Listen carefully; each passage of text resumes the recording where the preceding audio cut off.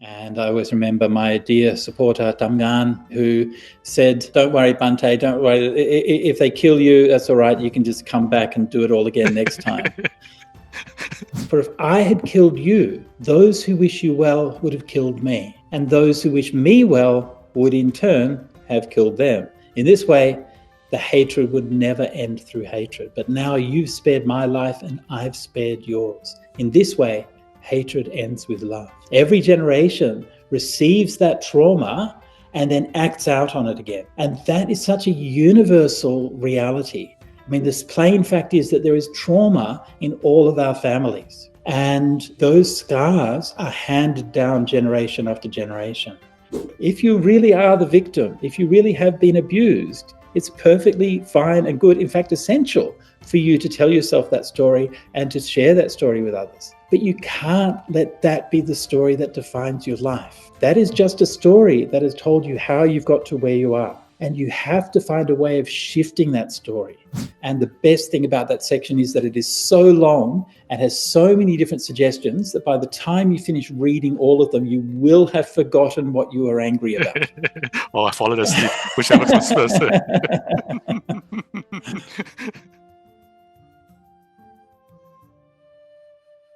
Hello, friends. Welcome to episode 26 of Vibe with Venerables. 1 hour of live Dharma and dialogue where you get to talk directly to a respected Venerable. I'm Meng, co-founder of Buddhism.net and your host. Today is the last of 4 sessions with Bhante Sujato this year. Bhante Sujato is a highly respected scholar and teacher, creator of Sutta Centre, and founder and abbot of Lokantha Vihara. Before Bhante ordained, his name was Anthony Best, and among the Best family, he's the only one to become a Buddhist master, which makes him the best of the best. Sir. So last week, we learned from Bhante that it's better to have a cup of tea than a club to the head. Also, we learned from him last week a very important teaching. The teaching of Sanghahavatu, which are the 4 ways of inclusion, of bringing people together, which are giving, kindly words, taking care, and equality. Practice these 4, and you can resolve conflicts even before they begin. So the Sanghahavatu later on became a core pillar of Mahayana Buddhism, and it became the foundational practice of a Bodhisattva. I mean, it's that important. And we learned that from Bhante last week. So this week, we'll continue to learn more about resolving conflicts. And as usual, Bhante will speak for roughly 30 minutes and then answer your questions live. As a reminder, this session will be recorded and uploaded onto YouTube. And if you're comfortable doing so, we'd like to invite you to turn your camera on so that Bhante can see your lovely faces on his screen. And he loves seeing faces. So with that, dear Bhante, can we invite you to start with an opening prayer? Yeah.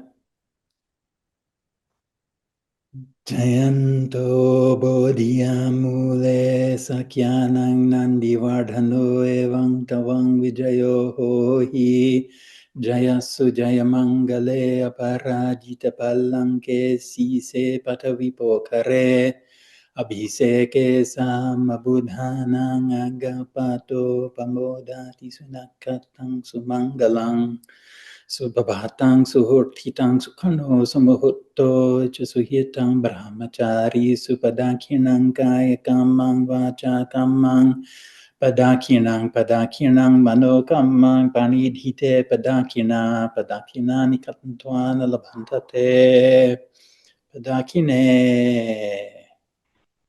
Sadhu, sadhu, sadhu. Okay, very good. Sadhu. Thank you, dear So Bhante. thank you. Bhante, best of the best. All right, thanks, Meng. Okay, moving along. Anyway, thanks, Meng, for that very kind introduction. Great to see you all here, and a special hello to Dustin. How's it going, Dustin? Long time no see. And great to see you here. And Meng, I don't know if you know, but Dustin was my sponsor when I was doing my translation. Oh. So I was staying in his place when I was doing all of my translation work. So very cool. Well, thank you so much, Dustin. Yes, yeah. And there you can see him in his natural habitat. Yeah. Anyway, so we're going to be talking about non-conflict, and each week I have introduced a different passage from the suttas to talk about, and so far I've kept the passages from the suttas relatively short. This week I have a longer passage, and so I'm not going to be able to read the whole thing. I'm going to pop the URL in here for you. So this is from the Vinaya, and this is translation of a chapter of the Vinaya on harmony in the Sangha, and it was, of course, translated by my dear friend Venerable Brahmali rather than by myself. And it contains a lot of very interesting things. Now, I'm not going to be able to talk about everything interesting in this particular chapter. We have already alluded to this chapter a little bit in previous discussions. But there are a few things here that I'm hoping that I can get the time to discuss. Hang on. I've got the wrong chapter here. This is a chapter about not having too much ice cream. No, I'm kidding. I have no idea. I'm just making it up. Okay, so sorry. Much ice cream. Also true, but not actually treated as such in the Vinaya, thankfully. So I'll put in the correct URL there. I got the wrong chapter before. All right. So the dispute in Kosambi. At one time, the Buddha was staying at Kosambi in Ghosita's monastery. A certain monk had committed an offense. He regarded it as an offense, but there were other monks who did not. Sometime later, he no longer regarded it as an offense, but there were other monks who did. And they said to him, "You've committed an offense. Do you recognize it?" He said, "No, I haven't committed any offense that I should recognize." So then the monks all came to agreement. They kicked that monk out for not recognizing the offense. But that monk was learned, master of the suttas, master of the Vinaya. He was knowledgeable and competent. And he went to his friends and said, "This isn't an offense, and I haven't done anything wrong. That procedure that they kicked me out with, that's not fit to stand." And so this is how the whole thing began. And I think that the commentary says that the thing that they were disputing about was whether it was allowable to leave water in a water dipper in the bathroom, which might seem like a very minor thing. And okay, yes, it is a very minor thing. It doesn't just seem like it's been a minor thing, but it's not quite as minor as it might seem, because if you're in India and you leave the water dipper out for a couple of days, you will get mosquito larvae there. And so then the question becomes, can you tip the mosquito larvae out? So if you are in that situation and you get mosquito larvae in your water supply or in your drinking water or something you're going to use, then you have to try to either empty that water out into a stream or to strain it out and take the larvae and put them in a stream or put them somewhere. So that's why it becomes an issue for the Sangha. So anyway, they're back and forth, and then these people on this side and those people on those side, and everybody in arguing with each other. And the Buddha came and tried to settle the argument, but he failed to do so. And again, I won't go through all of these technical details, but at a certain point, there comes a split or a schism in the Sangha, and it discusses the two grounds for becoming a different, for the Sangha splitting into different communities. And so these are some of the things that are discussed here. So the Buddha gave a teaching: when the Sangha is divided and the monks are behaving contrary to the teaching and are not on friendly terms, they should sit down and reflect. We won't behave improperly by body or speech, such as by grabbing each other. When the Sangha is divided, but the monks are behaving in accordance with the teaching and on friendly terms, they should sit down 1 seat apart. Okay? So this is one of those details which personally I find is quite nice, right? So the Buddha's kind of laying down, like, don't go around physically, grabbing each other or whatever, but he's also very practical. And he acknowledges sometimes it just is the case that these people are not going to be getting along. So we'll just sort of sit them a little bit apart and hopefully it'll be okay. And so anyway, they kept on going. And even when the Buddha was there, I want you to just fully comprehend this for a moment, right? You're there in the monastery. You have gone forth out of faith in the Buddha in order to find complete liberation from all defilements. And the Buddha himself is there telling you to cut it out and be normal. And you cannot do so, even though the Buddha himself is right there. Yeah? That's how perverse and far that defilements can take you from what you know to be true and what you know to be your true value. So then the monk went to the Buddha, bowed, told him what was happening. He said, "Sir, please go to these monks out of compassion." He went to them and said, "Enough, monks, don't quarrel and dispute." And a certain monk who spoke contrary to the teaching replied, saying, "Wait, sir, you're the Lord of the teaching. You be at ease and enjoy the happiness of meditation. We'll face the consequences of these quarreling and disputing." The Buddha repeated his appeal to these monks, but got the same reply. So can you imagine? You're all probably sitting there thinking that's completely outrageous. I would never do that. Would you though? Would you? I bet all of those monks would have thought that they wouldn't have been in that situation either. You know, when they went forth, you know, there's a reflection in the Chinese Vinaya when it says, when you go forth, it says you should reflect, may I not forget the inspiration which has led me to go forth in the dispensation of the Buddha. And such a profound reflection for anybody who's committed to the path of the Dhamma. And then you can see that those people had drifted so far from that. So Bhante, the offender is somebody who's knowledgeable in the Dharma, right? And the Vinaya, and still he's doing this. Right, exactly. And of course that makes it worse because it gets wrapped up with ego, it gets wrapped up with everybody's like reputation and all of those kinds of things. So it becomes even much harder to, you know, to admit fault and so on. And so that's when these things become very intractable. And we've seen like a lot of scandals and problems in the Buddhist community with especially when teachers are misbehaving, and it becomes very, very difficult for communities to move past that. So then the Buddha goes on to tell a story. And so I'm going to tell this story I'll probably tell most of it, the account of Dīghāvu. And it's a very interesting and somewhat curious story. It's basically like a Jataka story found in the middle of the Vinaya. And it's very rare. You don't find this kind of thing very often. And you don't find like extended narratives like this very often, even in the suttas. But it's very characteristic of the Jataka literature, which is usually somewhat later than the suttas. So it's interesting that this is included here. I don't have any particular historical thesis about it, but I just want to read through the story because honestly, the reason I want to read through the story is because I love stories and I love mythology. And this story has a lot of the elements of mythology, which I find really interesting. So, and it touches on something which is very, very fundamental to the resolution of conflict. And it touches on that in an emotional way that can't be necessarily spoken to through like just ethics and procedures and so on. Okay, so at one time in Benares monks, there was a king of Kasi called Brahmadatta.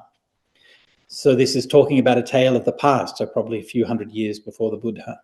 He was rich and powerful, had many vehicles and transport animals, and possessed a large kingdom and much wealth. Then there was Dīghāvu, the king of Kosala, who was poor and had little power, few vehicles and animals, and possessed only a small kingdom and little wealth.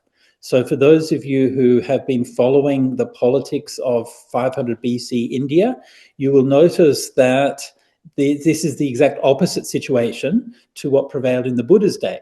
In the Buddha's day, Kosala was wealthy and powerful, and Benares had been reduced so much that it was actually being fought over by Kosala and Magadha. It was not even an independent kingdom anymore. So this is one of those signs that points to the fact that this is actually a genuinely old story, because it's talking about a historical situation that obtained probably a couple of hundred years before the Buddha. Anyway, so Brahmadatta then went out and attacked King Dīghāvu. So Benares going out and attacking Kosala, And King Dīghāvu, the smaller kingdom, said, I'm incapable of repelling even a single strike. Let me flee the town before he arrives. So he fled the town together with his queen. So King Brahmadatta then conquered and took all of their army and all their wealth. And the king of Kosala, Dīghāvu, and his wife then set out for Benares, where they lived in the house of a potter on the edge of the town, disguised as wanderers. All right? So this also is kind of interesting, right? Showing us like what is a deposed king going to do in those days. And Kautilya in his Arthashastra talks about this, that living as a wanderer, that is as a wandering ascetic, was one of the ways that kings and princes would disguise themselves. Yeah, well, kind of interesting. So even though they were living disguised as wanderers, they weren't necessarily keeping all of the precepts that you might expect wandering ascetics to do, because in the very next line, soon the queen became pregnant. So it was not necessarily completely living that lifestyle. Anyway, queen became pregnant. She craved, and this is a bit that I like, she craved to see the fully equipped fourfold army arrayed on even ground at sunrise, and to drink water from the washing of the swords. She told the king, and he said, how could we possibly achieve this when things are so difficult for us? And she replied, well, if I don't get it, I'll die. All right? So this is a storytelling motif which we find in ancient Indian storytelling. In Hindu, Buddhist, Jain storytelling, we all find it. And the key term here is dohala. So when it says the queen had craving, then this is dohala. Usually, as here, is a pregnancy craving. And it's a very interesting motif because it sets up the pregnancy cravings as this unstoppable wish that sets in motion all of the events that follow. And most of you will be familiar with the idea of the hero's journey, where the hero sets out to achieve, so on and so forth. So only in Indian mythology, as far as I know, the hero's journey responds to the dohala. So he goes out on his journey because she wishes it. She says, I must have it, and that's how the hero does his journey. It's kind of interesting, right? It's a very interesting motif, and it goes back very deep into story. So dohala is still very much a thing in Indian and Sri Lankan culture. And so they will still kind of have it in different ways. And it's kind of become like sort of culturally a kind of a joke that the pregnant wife will she'll say, oh, I have a craving for something. And so that'll get her husband out of the way so she can invite her lover into the house or something like that. So there are all these kinds of different ways that this can happen.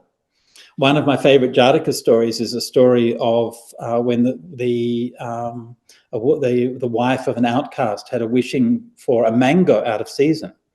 One time I was in Atlanta, as it happens, and I was with some friends, and we were talking about things, and we're at this Buddhist conference, and I was talking about this story, and this young couple there, who were young Buddhist academics, they just kind of looked at each other and laughed. And the wife, it seems, was pregnant.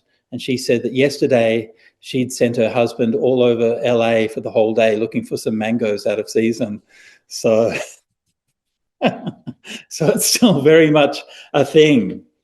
So she has this wish, and that wish is just unstoppable. If I don't get it, I'll die. And it just sets everything in motion. And because the whole point of this is that because it's unstoppable and it's inevitable, right? And it's associated with life. So it's because she's pregnant, it's associated with life, and so associated with renewal and new possibilities. So she's making this wish. How can we're just here staying in this potter's shed. How can we get to do these things? So at that time, King Brahmadatta had a Brahmin priest, a Brahmin chaplain, who was a friend of King Dīghāvu. King Dīghāvu went to his friend and told him about this. And the Brahmin said, well, let me see the queen. And he went to see her. And then when the Brahmin saw her, he said, you have the king of Kosala in your womb. So the Brahmin evidently had some special powers. And he said, be pleased, lady, you will get to see the fourfold equipped army arrayed on even ground at sunrise, and drink water from the washing of the swords. Then later on, he said that that would be possible, and she was able to do that, to see that army and to drink the water from the washing of the swords. So a very interesting motif, and that was how she satisfied her craving. The washing of the swords is also an interesting motif, right? Obviously, it's a kind of military ritual of some kind. I haven't been able to identify it, but I think it's probably got to do with like guilt of washing the blood off the swords, right? So that we can now wash the blood off the swords, the blood of all that violence, but then she's now drinking that, right? Yeah, I won't go into that kind of too much, but this is the dohala motif. So that's how she got pregnant. She was already pregnant. So afterwards she gave birth to the son, Dīghāvu, and then when he grew up, then they thought that they had to go and leave town. They thought the king would find out about them. But they were seen by the old Baba, who recognized them, and the king captured the old king and queen, said bind their arms behind their backs with a strong rope, shave their heads, parade them from street to street and square to square to the beat of a harsh drum, then take them out of town through the southern gate, cut them in four, and place the pieces at the four directions. And saying, yes, sir, his men followed those instructions. So then Prince Dīghāvu, who just still a boy or a teenager at the time, thought, I haven't seen my parents for a long time. Why don't I pay them a visit? And he went to see them. And then he saw them as they were being taken out to be killed. So King Dīghiti spoke to his prince, spoke to his son at that time, and said the following words, and this is really the core of the whole story. He said, my dear Dīghāvu, see neither long nor short, for hatred never ends through hatred, hatred only ends through love. See neither long nor short, for hatred never ends through hatred, hatred only ends through love. So then the king and the queen were executed. The prince then recovered their bodies, built a funeral pyre, and then when he was circumambulating the funeral pyre, the king saw him and realized that the former the king and queen he'd executed had some relatives. The prince then went into the wilderness and cried his heart out, wiping away his tears. He entered Benares and went to the elephant stables next to the royal compound. He said to the elephant trainer, teacher, I wish to learn your profession. Well then, young Brahmin, I'll teach you. So then the prince was soon getting up early in the morning, singing sweetly and playing his lute in the elephant stables. And the king heard his music and learned that it was a young man who was an apprentice of the elephant trainer. He brought the prince along and they became companions. Ultimately, they went out to go hunting, and the king relaxed, resting his head in the prince's lap, and quickly fell asleep. So much had the king learned to trust the young prince. And the prince then thought, the king has caused us much misfortune. He took our army, our vehicles, our country and wealth. He killed my mother and father. This is my chance to take revenge. And he drew his sword from its scabbard. And then he thought, at the time of his death, my father said to me, my dear Dīghāvu, see neither long nor short, for hatred never ends through hatred. Hatred only ends through love. It wouldn't be right for me to ignore my father's advice. And he returned his sword to its scabbard. A second and a third time, then he thought the same thing. The king woke up and said, oh, I just dreamt that I was nearly killed. And then the prince took him and told him, you have brought all this misfortune on my family. The king begged, please spare my life. And the prince said, who am I to spare your life, sir? It's you who should spare mine. Well then, said the king, if you spare my life, I'll spare yours. And they spared each other's lives. They shook hands and made a vow not to harm one another. Then they harnessed the chariot, went back into the city. And the king asked Dīghāvu, what's the meaning of that which your father told you at the time of his death? And Dīghāvu explained the verse. He said, when he said not long, he meant don't harbor hate for a long time. And when he said not short, he meant don't hastily break with your friends. And when he said, for hatred never ends through hatred, hatred only ends through love, he was referring to your killing of my mother and father. For if I had killed you, those who wish you well would have killed me.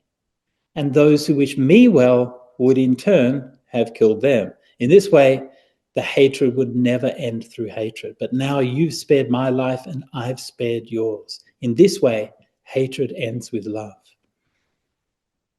And so the king thought it's amazing how wise Dīghāvu is, that he's able to fully understand the meaning of his father's brief statement. He gave him back his army, his vehicles, his country and wealth, and gave him his own daughter for hand in marriage. So this is the story of Dīghāvu, and this is one of the few lengthy sort of Jataka-style stories that we find in the early texts. And those verses, of course, hatred doesn't end through hatred, hatred only ends through love. Of course, these are famous verses from the Dhammapada, which are also found later on again in the same text, in the Vinaya. But that first line, see neither long nor short, is quite unique to this particular passage. So this story cuts to not just the theory or anything about conflict resolution, but it cuts to the emotional heart of it. That we are nursing these grudges, and those grudges are passed down from generation to generation. Many years ago, I love mythology. Many years ago, I was studying Greek mythology. And one of the things that I realized about Greek mythology, which it's not really obvious to see, but Greek mythology basically begins with Tantalus. And Tantalus invited the gods for dinner and gave them a piece of the shoulder of his son in the stew to eat, which is generally considered not very polite in polite company, and especially not to offer the gods. And they were so horrified with this crime. And the whole of Greek mythology begins there. Everybody's basically a descendant of Tantalus or relative or something. And every generation, all those horrifying stories you've heard about Greek mythology, of Oedipus or Agamemnon sacrificing his daughter to go to Troy, and all of these things, on and on and on, Cassandra, all of these things, these are all like 3 or 4 or 5 generations after Tantalus. It's not very long, actually. In Greek mythology is not like Indian mythology, which goes on for countless eons. It's a few generations. And that trauma is passed down from one generation to the next. Every generation receives that trauma and then acts out on it again. And that is such a universal reality. I mean, this plain fact is that there is trauma in all of our families. And whether it's right now in your family, perhaps, or perhaps it's your parents or their grandparents, whoever it is, it doesn't go back that far until you find war and you find betrayal and you find abuse and domestic violence, and you find all of those things which are so traumatic and so scarring. And they are part of every family and every community. And those scars are handed down generation after generation. One time, some years ago, I was spending some time many years ago at Santi with a particular nun. And this nun was very difficult to live with, actually, and she was quite a troublesome character, didn't get along with people at all. And one day we sort of spent some time and we sat down and talked, and it turned out that went back to World War I. And it was in World War I that her great-grandparent or something died, and then someone else had PTSD, and then there was an abusive family, and then it passed down, and then her own experiences when she was a kid that she'd been trying to deal with, and so on. And you could see still, 100 years later, the pain of that war was still being carried, even though she was aware of it, and she was trying to abandon it, but she's still passing that down. So in Greek mythology, that goes down 4 or 5 generations until the time of Orestes. And in the time of Orestes, he made the incredible discovery that changed everything. And at that point, the Furies, the ferocious demons who were pursuing him, changed into the Eumenides, the delightful ones or the pleasant ones. And that discovery that he made was the power of forgiveness. And Orestes managed to forgive those who'd wronged him. And by doing so, that was the only way of erasing that conflict and that sin which was being passed down from generation to generation.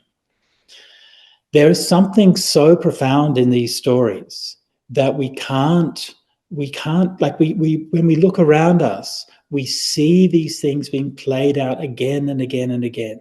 And no matter how sophisticated we become, how fancy our machines are, no matter how complicated, how many books we can write and whatever therapy we go to or any of these kinds of things, we can't get past that basic fact that if we hold on to that anger, then all of those conflicts, all of that hatred, all of that enmity will be passed down on and on and on, not just for us, generation after generation. Yes, we will experience it karmically through our holding on to anger. Yes, in our own future rebirths. Yes, people around us we will see, but it also manifests lifetime after lifetime.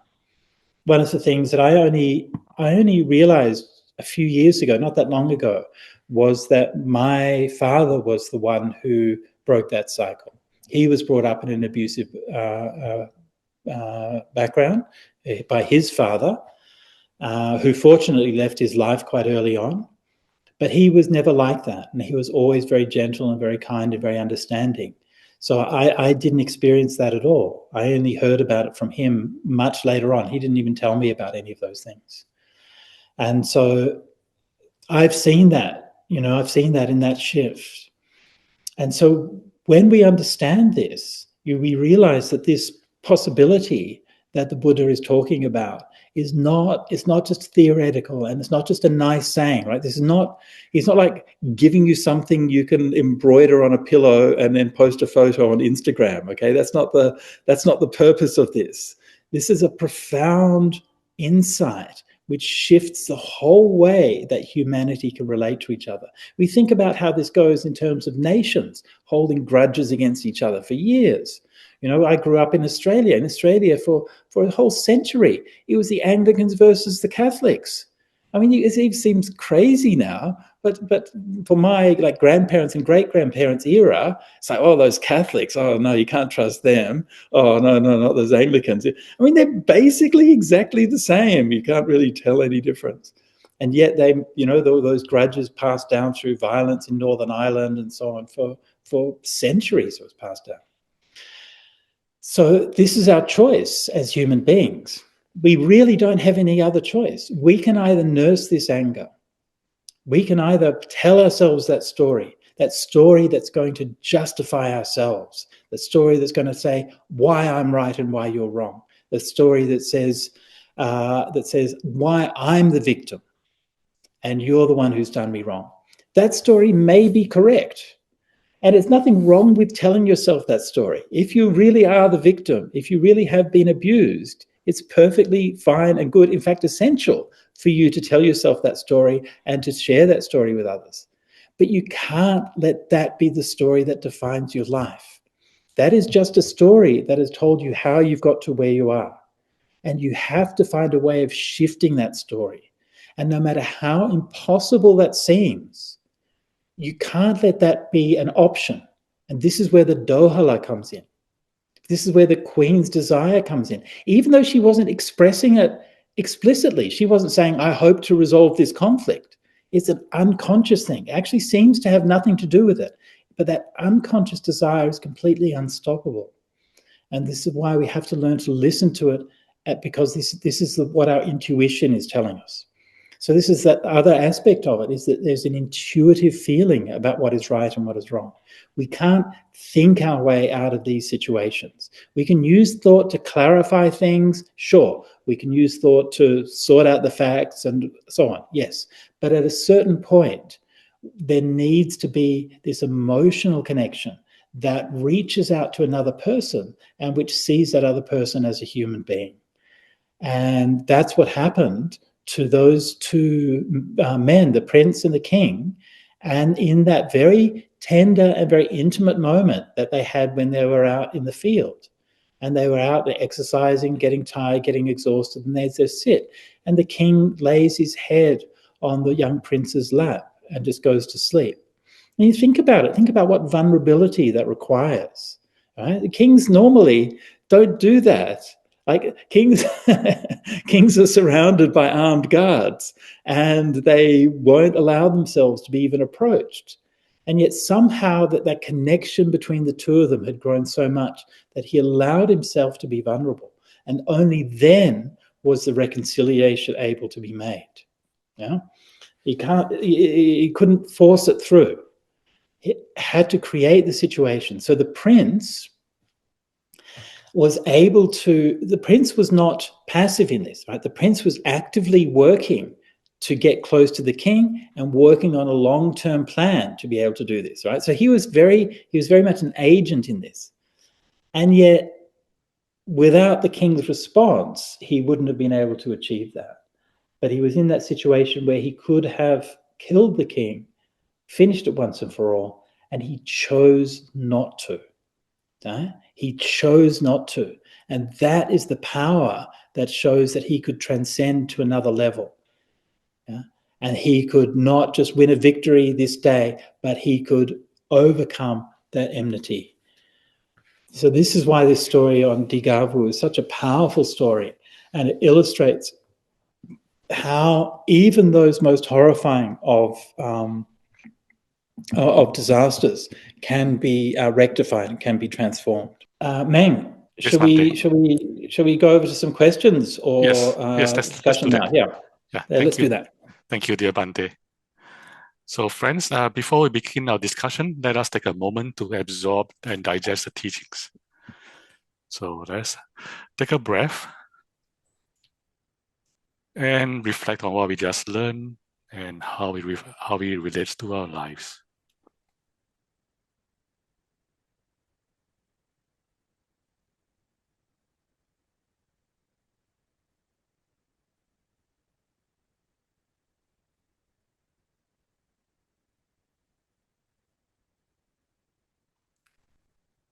And thank you, my friends.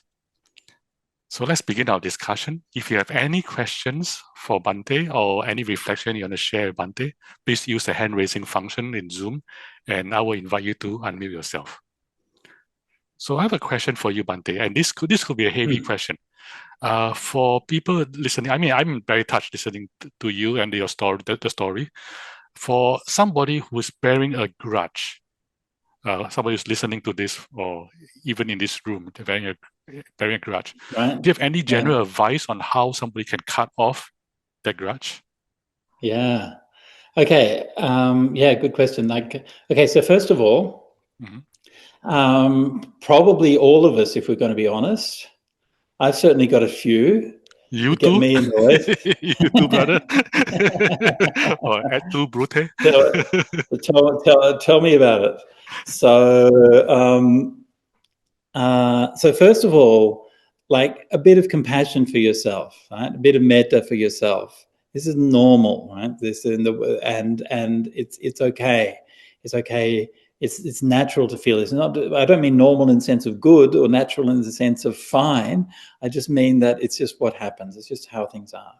So first of all, we just accept it rather than trying to be in denial of it. So that's number one.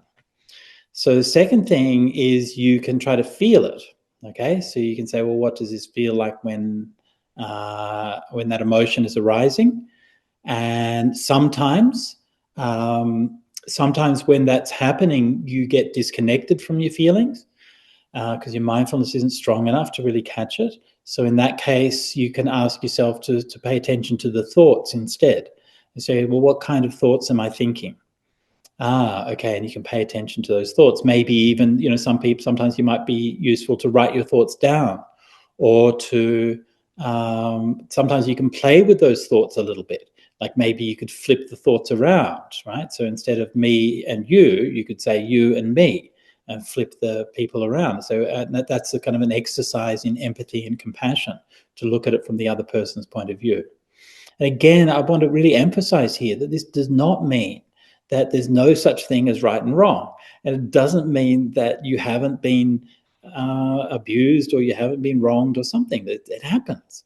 But it's a difference between acknowledging when you've been wronged and becoming obsessed with it. That's the difference. So if we can try to flip the narrative around, we can acknowledge it and then leave it behind and not be obsessed with it. This is really the key. Otherwise, your enemy has still got you trapped. And they are still holding you. They didn't just do that one bad thing to you.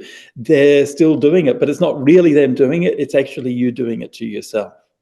And you become a much bigger enemy than any of your foes can ever be. Yeah. So a bit of compassion, try flipping it around. But then the other thing that you want to try to do is to try to make sure is don't let that grudge determine your conduct. So an easy way to do that is to simply just consciously do positive things that don't have anything to do with that grudge. All right? Just go and pet a puppy or mow the lawn for your neighbor or something like that, or, come to a Dhamma talk or something. And anything you can do that's positive is going to set your mind in that good space and it's going to give you some relief from it. One final piece of advice, if you really want to develop this, you can look in the Visuddhimagga. It has a whole long chapter. The chapter on Mettā meditation, the Visuddhimagga, is excellent. And they have a whole long section on how to get rid of anger. And the best thing about that section is that it is so long and has so many different suggestions that by the time you finish reading all of them, you will have forgotten what you were angry about. Or I fallen asleep, whichever comes first. Thank you, Bhante. Yeah. But this could be too personal, so you don't have to answer this if you don't want to. But so I'm wondering whether I'm surprised to hear that even you who have grudges, and Right. can you give an example of a grudge that you held, and then whether how you overcame it, if it's okay for me to ask. Yeah, sure. One of the ones that I struggled with that was quite emotionally difficult was doing the Bhikkunī ordination. So we did support the Bhikkunī ordination, and then there was many things that were very unwholesome and very untrue, which were then said about us and the people who were supporting it for a long time. Now, and I have to say that I didn't bear the brunt of that, and I was always surrounded by a lot of good people who gave me a lot of support. And I always remember my dear supporter, Tamgan, here in Sydney, who said, don't worry, Bhante, don't worry. If they kill you, that's all right. You can just come back and do it all again next time. So I had people like that on my side, but it was difficult because the people on the other side were my friends, and some of them were my teachers. And it was difficult to not feel that sense of grudge against them. And some of them I knew were really betraying what they believed. Like, it wasn't the case that everyone who was opposing Bhikkunī ordination was really opposed to it. But, they pulled together as a group, and then that became the ideology and so on. And so, that was difficult. Pause you there, Bhante, because some audience may not understand the context. I think the context is that in your tradition, the Theravada tradition, the line of fully ordained nuns got lost. And therefore, no new nuns could be ordained. So therefore, all the female who are in the monastery, they're all junior nuns because they couldn't get fully ordained. And then a group of you, Bhante, Ajahn Brahm and yourself, found a way to ordain the nuns, right? And then that caused opposition, right? And from the conservative, that's a story, right? Something like that, although it would be wrong to say that was Ajahn Brahm and I who did that. The Bhikkunī ordination had already been restored in the Theravadan tradition by Indian and Sri Lankan monks originally. So it was done by Indian and Sri Lankan monks in conjunction with Bhikkhunis from Taiwan and Korea.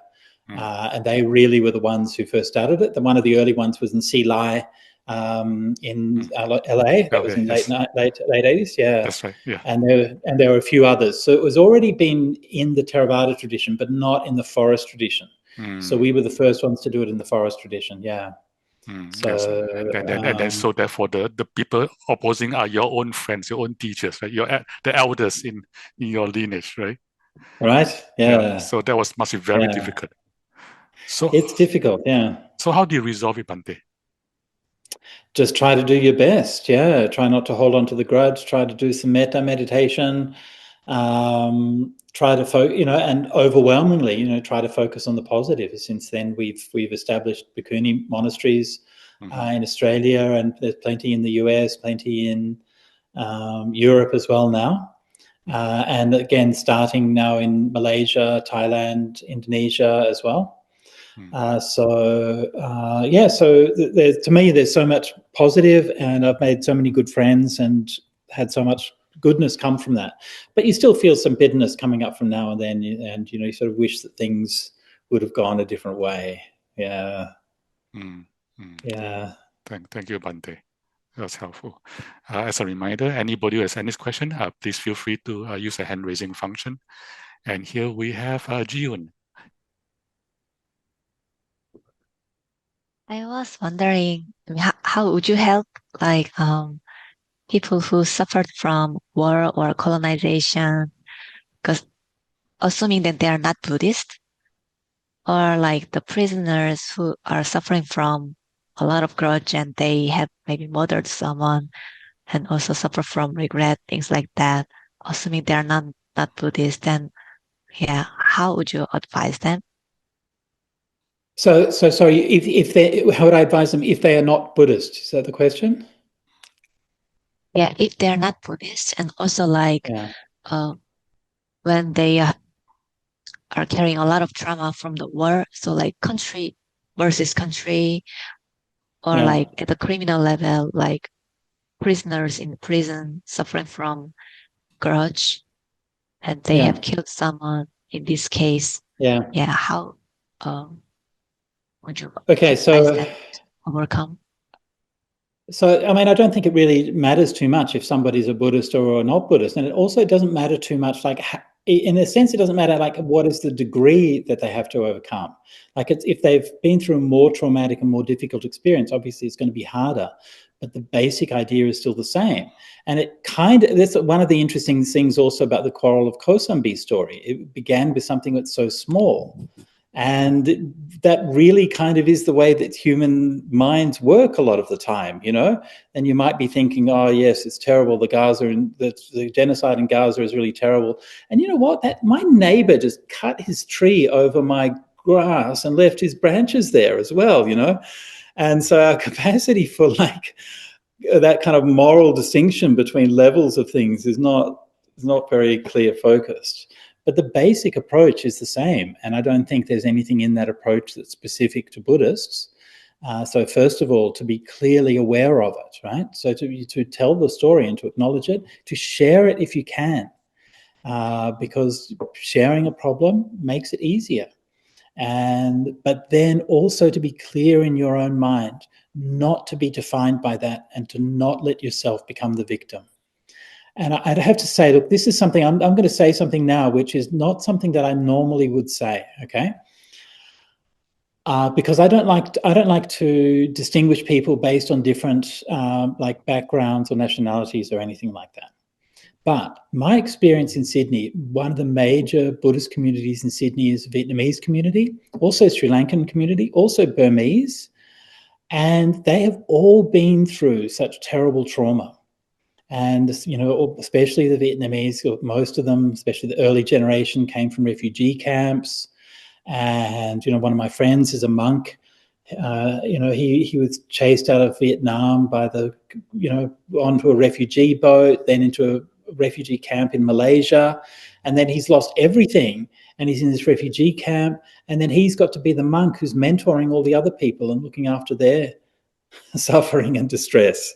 And then he rolls up in Australia and he's built a magnificent temple and a community and everything. And so in all of those communities, I don't meet people who cast themselves as the victims. I don't meet people who spend all of their time saying, woe is me, we've had such a hard time.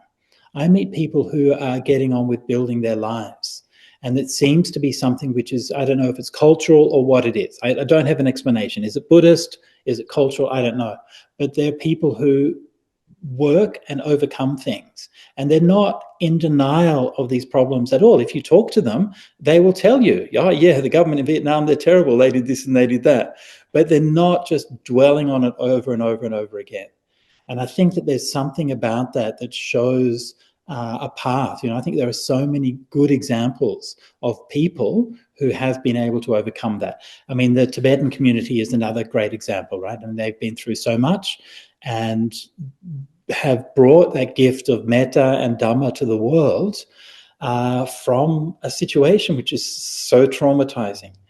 So I think that there are plenty of good examples of that. And I don't think it matters if you're Buddhist, honestly, but you need to focus on building a life with the lessons that you've learned. Thank you.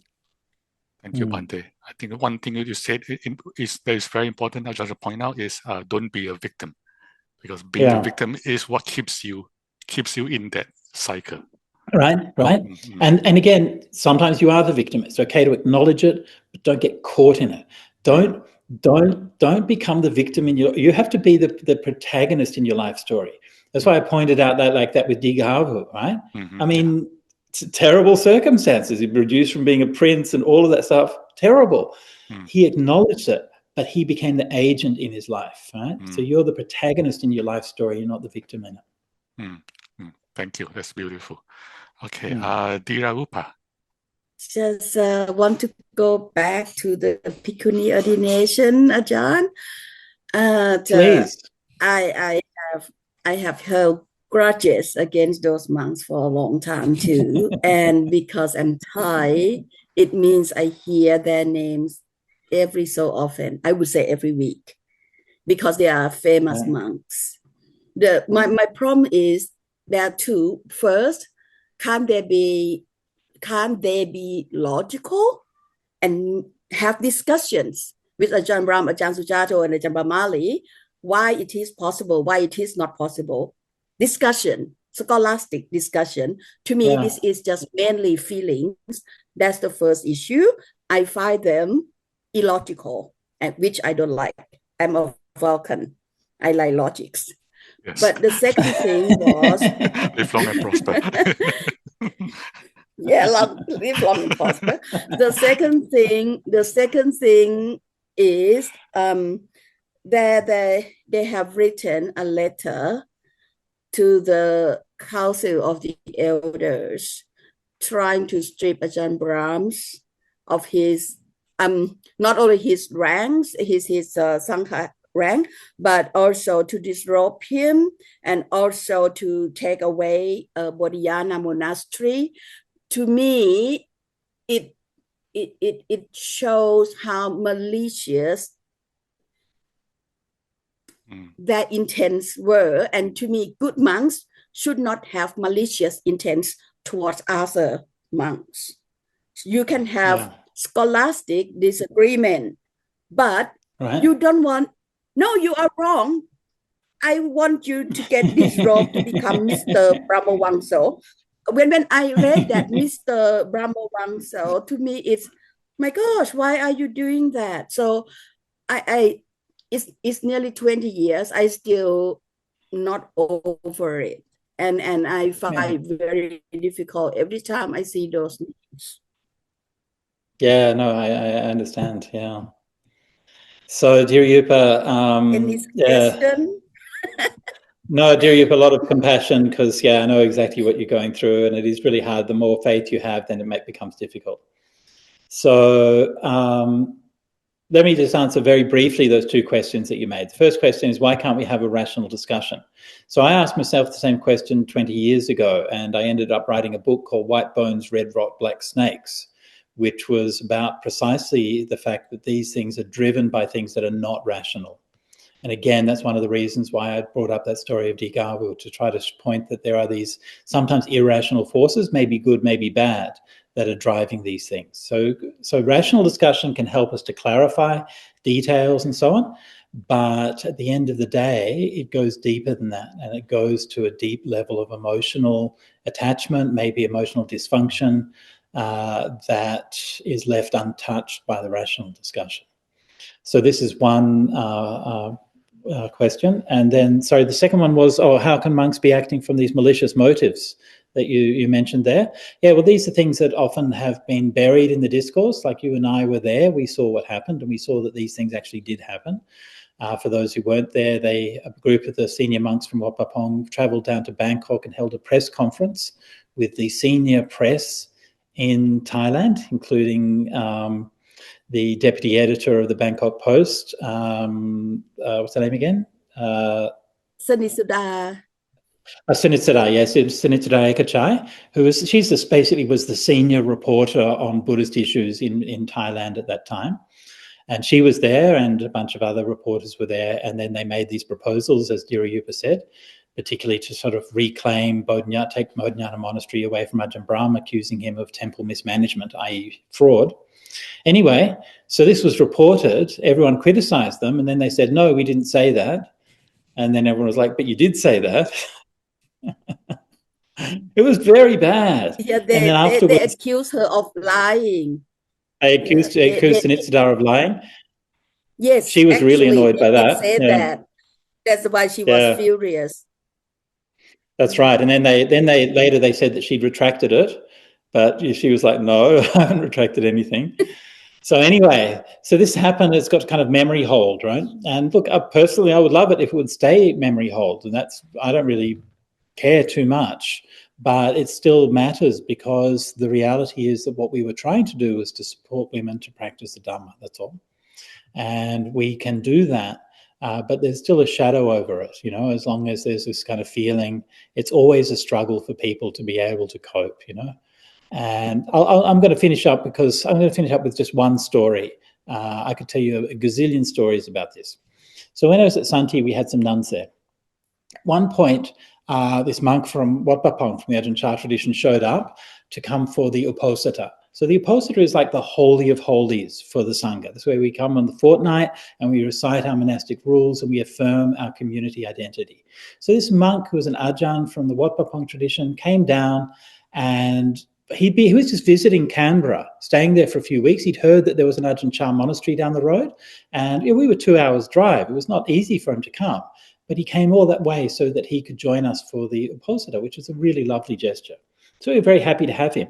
And there were some nuns there, some Bhikkhunis and Samaneris. One Samaneri was looking forward to ordain as a Bhikkunī. And she asked him, how do I practice as a good Bhikkunī? And he was really kind of put on the spot. It was like, I didn't really know what to do. Anyway, we did our thing. He went back. Fortnight later, he comes down, and then he gave her an answer. And he gave her a really nice talk about ordaining and about the values of someone who's ordaining and all of these things. And that, to me, was such a really nice example. And it shows that sometimes the monks just don't know what to say or what to do, and they're not prepared.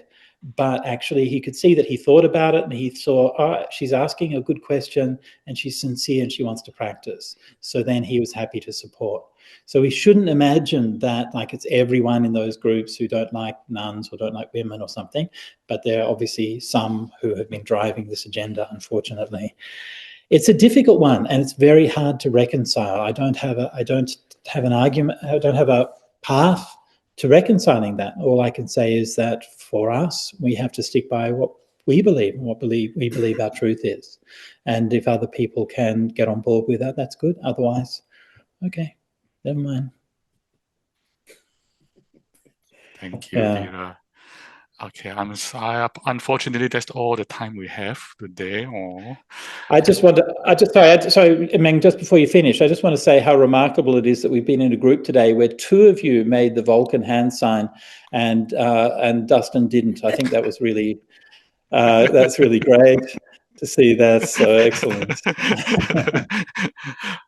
I want to point out something before we close it. I think there are 2 things I want to point out. First is, I think we all notice that when Bhante tells his story, he's full of smiles. His voice is gentle, and he does it with humor, right? That's the power of practice. I mean, I'm sure it's a difficult. You went through a lot of difficulty. I'm sure it's still painful, but you say with so much lightness and humor. So that's testament to practice, and it's an example for all of us to learn from. And also something else, Bhante talked about last week, and I want to repeat. If you want to give your money away and you don't know where, a default good place is give to the nuns, because the nuns have it really hard. It's harder for them to raise money than the monks. I mean, on our end, our family, we show the example. We give a sizable portion of our annual donation just exclusively to nuns. So I don't suggest that. Sadhu. Yeah. So with that, dear Bhante, can you lead us in the closing dedication? Sure. Dustin, do you want to say something? You're waving there. You've been waving for a while. Dustin wants to say something. Okay. Can you unmute? Bhante, how are you? Hey, Dustin. I'm good. What's up? I listened to this talk because Chris called me and saying that I saw you in the YouTube, and then I tried to reach you. Okay. I sent some emails, and then there's I think anyway. I leave a message there. I got one question to ask. Recently, I saw some Tibetan monks. They call themselves Rinpoche, and then they have a lot of they have a lot of disciples. But the thing is, they are married. They have kids. Then how can you say they are monks? I don't say that they're monks. Is there any tradition in Tibetan where monks I know that in Japan some monks they have they get married. So Dustin, so my understanding of it is that in Japan they had the same tradition of Sangha as everywhere else up until the 19th century, and in the what was it, the dynasty then? Meiji Restoration. Thank you. Meiji Restoration. They changed it so that they sort of instituted these married priests. So they're not actually monks. It's actually just a new Japanese order of married priests, which is they're not actually bhikkhus. They don't do the ordination procedure. They don't follow the 227 rules or anything like that. Same thing in Tibet. Like in Tibet, most of the Sangha is just monks, and they follow the same rules as anyone else. But they also have a tradition of lay teachers, and those lay teachers can get married and so on. And they have their kind of lineages and so on. So people like, say, Tatang Tulku, who's in California, and there's various others who are like that. I don't know all of the details about how that works, okay? But that's my understanding, is that when you see those who are like married teachers, they have like a special lineage of teachers, but they're not bhikkhus. They haven't taken upasampada. They haven't taken the vows, and they're considered to be lay people by the Tibetan Sangha. Yeah. So Dustin, we are on this show. We have masters from all the traditions. So come by one of the weeks when we have a Tibetan master. You can ask that question. Exactly. Okay. Thank you. Thank you. But we'll be in touch. We'll be in touch. Thank you, my friends. Okay, Bhante, can we have you do a closing dedication? Of course. Nati me saranang anyang buddho me saranang varang etena satchavajena sotite hotu sabbada. Nati me saranang anyang dhammo me saranang varang etena satchavajena sotite hotu sabbada. Nati me saranang anyang sangho me saranang varang etena satchavajena sotite hotu sabbadati. Sadhu, sadhu, sadhu. My friends, please bow to our teacher. Thank you so much, dear Bhante. Friends, this recording will be recorded and uploaded on the YouTube, on our Buddhism.net YouTube channel. Like, subscribe, tell all your friends. If you are inspired to practice dana towards Bhante Sujato, please donate directly to Sutta Central. We will be sharing the link by chat and by email. So we had a lot of fun talking to Bhante Sujato over the last 4 weeks. For those of you who are going to miss him, don't worry, we will have him back, I promise, because we recycle our Venerables. It's very environmentally friendly. So what's coming up next?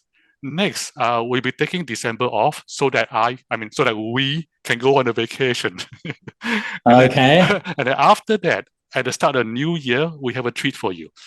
starting in January, we have the very awesome Venerable Dr. Jewei, the director of the Nantian Institute Humanistic Buddhism Center. So she is a beloved teacher, respected scholar. She holds numerous academic positions internationally. And in the 1990s, before she was a nun, she was an AI researcher. So she was doing AI even before, way back then, even before AI was cool. Right? So Dr. Jewei, Venerable Dr. Jewei, she's that cool. And she'll be teaching us on the Sutra of the 8 realizations of the great beings. Of the great beings. Registration is already open. You can see the link in chat, and we send it by email as well. So don't miss it. With that, thank you, my friends. Sadhu, sadhu, sadhu. Sadhu, sadhu, sadhu.